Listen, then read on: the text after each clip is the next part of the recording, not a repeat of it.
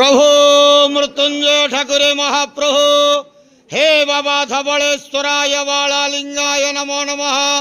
दीपम यदि परम ब्रह्म दीपम यदि जनार्दन दीपाहरत में पाप पूजा दीप नमस्तुते। अहे धवलेश्वराय बालालिंगाय नमो नमः। संसार सुखी रखंतु।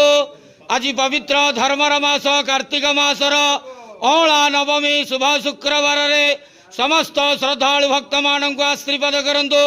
मनस्कामना पूर्ण करंतु। कर्म क्षेत्र उन्नति करंतु। ग्रहरिष्ट खंडन करंतु। जगतर मंगल करंतु। विश्वर कल्याण करंतु। आपणकर नाम विख्यात करंतु। सेवकर डाक श्रवण करंतु। समस्त गुआवसा भक्त मानकर मनस्कामना पूर्ण करंतु। जो जो भक्त माने आपण पाखरे मानसिक रखिछंती तांका मानसिक पूर्ण करंतु। धवलेश्वराय बालालिंगाय नमो नमः।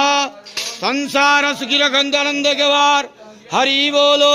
आज अला नवमी शुभ शुक्रवार रे समस्त श्रद्धालु भक्त मानंकु आशीर्वाद करंतु आनंद के वार हरि बोलो।